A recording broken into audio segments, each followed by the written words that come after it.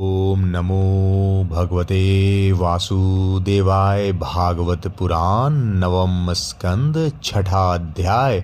इक्ष्वाकु के वंश का वर्णन। मंधाता और शौबरी ऋषि की कथा। श्री सुखदेव जी कहते हैं, परीक्षित, अम्बरीश के 3 पुत्र थे, विरूप, केतुमान और शंभु। विरूप से पृषद और उसका पुत्र रथितर हुआ। रथितर संतानहीन था। वंश परंपरा की रक्षा के लिए उसने अंगिरा ऋषि से प्रार्थना की। उन्होंने उसकी पत्नी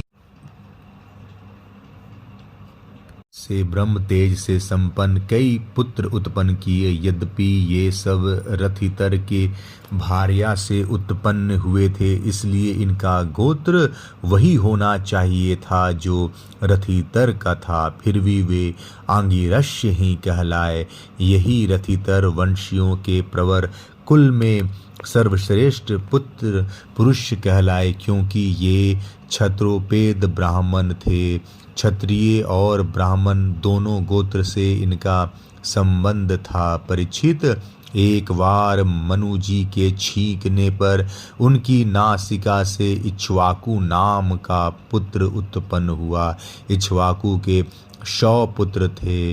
उनमें सबसे बड़े 3 थे, बिकुची, नीमी और दंडक। परीक्षित, उनसे छोटे 25 पुत्र आर्यावर्त के पूर्व भाग के और 25 पश्चिम भाग के तथा उपयुक्त 3 मध्य भाग के अधिपति हुए। शेष 47 दक्षिण आदि अन्य प्रांतों के अधिपति हुए। एक बार राजा इक्ष्वाकु ने अष्टका श्राद्ध के समय अपने बड़े पुत्र को आज्ञा दी, बिकुछे, शीघ्र ही जाकर श्राद्ध के योग पवित्र पशुओं का मांस लाओ। वीर बिकुची ने बहुत अच्छा कहकर वन की यात्रा की। वहाँ उसने श्राद्ध के योग बहुत से पशुओं का शिकार किया। वह थक तो गया ही था, भूख भी लग आई थी, इसलिए यह बात भूल गया कि श्राद्ध के लिए मारे हुए पशु को स्वयं न खाना चाहिए। उसने एक खरगोश खा लिया। बिकुच्छी से बचा हुआ मांस लाकर अपने पिता को दिया। इक्ष्वाकु ने अब अपने गुरु से उसे प्रोक्षण करने के लिए कहा। तब गुरुजी ने बताया कि यह मांस तो दूषित एवं श्राद्ध के अयोग्य है। परीक्षित, गुरु जी के कहने पर राजा इक्ष्वाकु को अपने पुत्र की करतूत का पता चल गया। उन्होंने शास्त्रीय विधि का उल्लंघन करने वाले पुत्र को क्रोधवश अपने देश से निकाल दिया।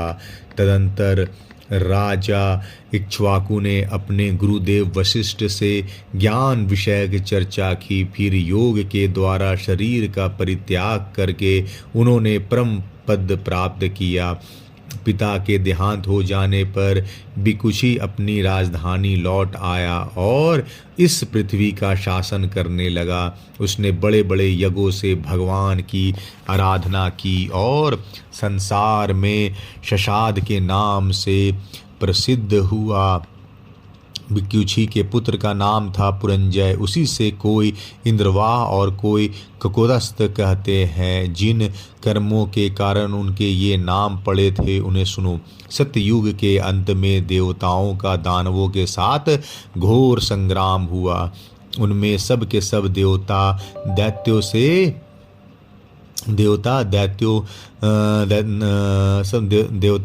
से हार गए।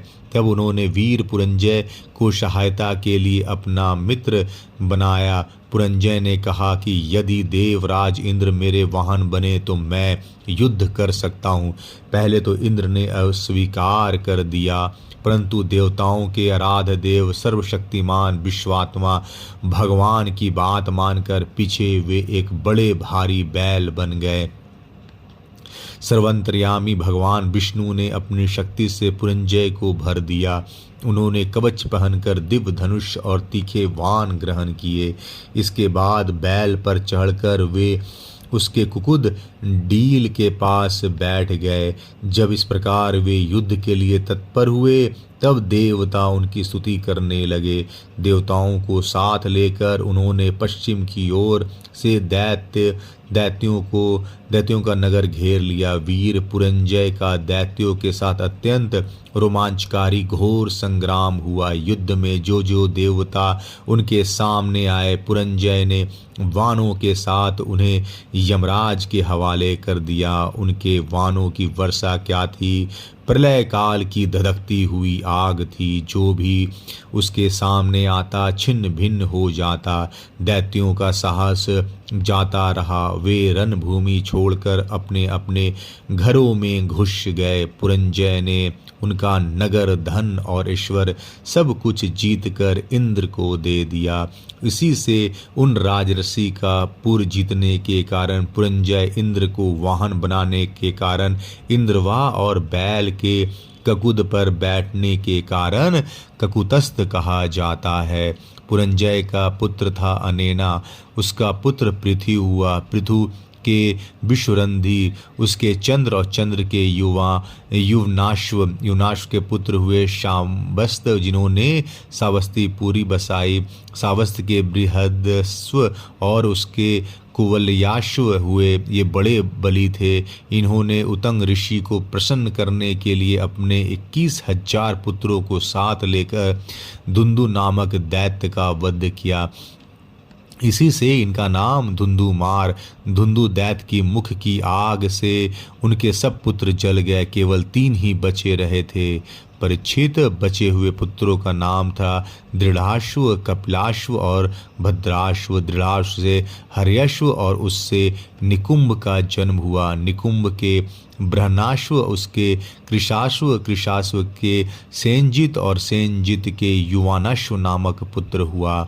युवानश्व संतानहीन थे, इसलिए वह बहुत दुखी होकर अपने 100 स्त्रियों के साथ वन में चला गया। वहाँ ऋषियों ने बड़ी कृपा करके युवनाश्व से पुत्र प्राप्ति के लिए बड़ी एकाग्रता के साथ इंद्र देवता का यज्ञ कराया। एक दिन राजा युवनाश्व को रात्रि के समय बड़ी प्यास लगी। वह यज्ञशाला में गया, किंतु वहां देखा कि ऋषि लोग तो सो रहे हैं। तब जल मिलने का और कोई न उपाय देख उसने वह मंत्र से अभिमंत्रित जल ही पी लिया। परीक्षित जब प्रातःकाल ऋषि लोग सोकर उठे और उन्होंने देखा कि कलश में तो जल ही नहीं है, तब उन लोगों ने पूछा कि यह किसका काम है, पुत्र उत्पन्न करने वाला जल किसने पी लिया। अंत में जब उन्हें यह मालूम हुआ कि भगवान की प्रेरणा से राजा भुनाशु ने ही उस जल को पी लिया है, तो उन लोगों ने भगवान के चरणों में नमस्कार किया और कहा, धन्य है, भगवान का बल ही वास्तव में बल है। इसके बाद प्रसव के समय आने पर युवनाश की दाहिनी कोख फाड़कर उसके एक चक्रवर्ती पुत्र उत्पन्न हुआ। उसे रोते हुए देख ऋषियों ने कहा, यह बालक दूध के लिए बहुत रो रहा है, अतः किसका दूध पिएगा। तब इंद्र ने कहा, मेरा पिएगा। माँ धाता, बेटा तू रो मत। यह कहकर इंद्र ने अपने तर्जनी उंगली उसके मुंह में डाल दी। ब्राह्मण और देवताओं के प्रसाद से उस बालक के पिता युवनाश की भी मृत्यु नहीं हुई। वह वही तपस्या करके मुक्त हो गया। परीक्षित, इंद्र ने उस बालक का नाम रखा हृदस्यु, क्योंकि रावण आदि दस्यु लुटेरे उससे उद्विग्न एवं भयभीत रहते थे। युवनाश के पुत्र मंधाता हृदस्यु चक्रवर्ती राजा हुए। भगवान के तेज से तेजस्वी होकर उन्होंने अकेले ही 7 दीपों वाली पृथ्वी का शासन किया। ये यद्यपि आत्मज्ञानी थे, उन्हें कर्मकांड की कोई विशेष आवश्यकता नहीं थी, फिर भी उन्होंने बड़ी बड़ी दक्षिणा वाले यज्ञों से उन यज्ञ स्वरूप प्रभु की आराधना की, जो स्वयं प्रकाश सर्वदेव स्वरूप सर्वात्मा एवं इंद्रियातीत हैं। भगवान के अतिरिक्त और है ही क्या। यज्ञ की सामग्री, मंत्र, विधि विधान, यज्ञ यजमान, ऋत्विज, धर्म, देश और काल, यह सब का सब भगवान का ही स्वरूप तो है। परीक्षित, जहाँ से सूर्य का उदय होता है और जहाँ वे अस्त होते हैं, वह सारा का सारा भूभाग युनास के पुत्र मंधाता के ही अधिकार में था। राजा मंधाता की पत्नी शशबिंदु की पुत्री बिंदुमती थी। उसके गर्भ से उनके 3 पुत्र हुए। पुरुकुतस्व, अम्बरीश, ये दूसरे अम्बरीश हैं, और योगी मुचकुंद, इनकी 50 बहनें थीं। उन 50 ने अकेले सौभ्य ऋषि के पति के रूप में वर्ण किया।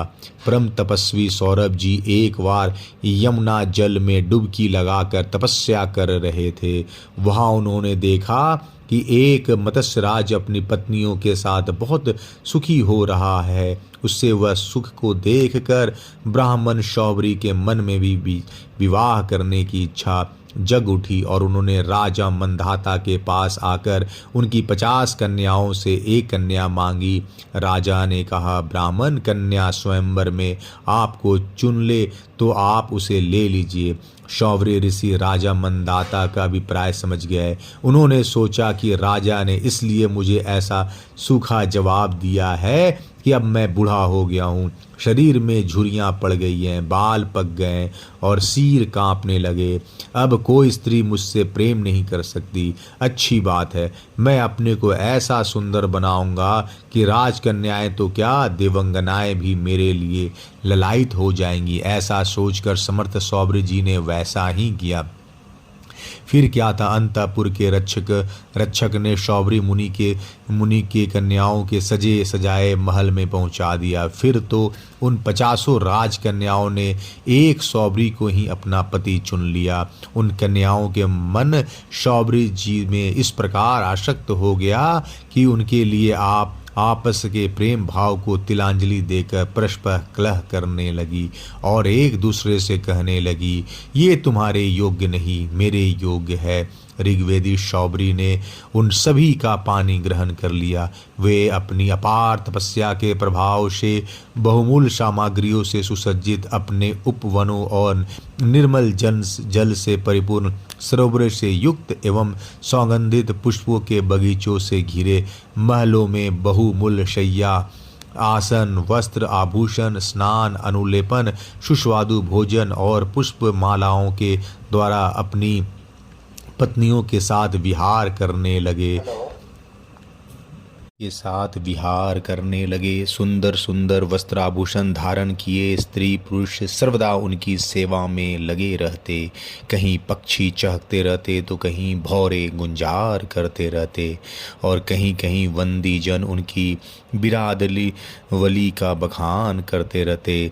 सप्तद्वीपवती पृथ्वी के स्वामी मंधाता शौभरी जी के इस गृहस्थी का सुख देखकर आश्चर्यचकित हो गए। उनका यह गर्व कि मैं सार्वभौम संपत्ति का स्वामी हूँ जाता रहा। इस प्रकार शौभरी जी गृहस्थी के सुख में रम गए और अपने निरोग इंद्रियों से अनेकों विषयों का सेवन करते रहे। फिर भी जैसे घी की बूंदों से आग तृप्त नहीं होती, वैसे ही उन्हें संतोष नहीं हुआ।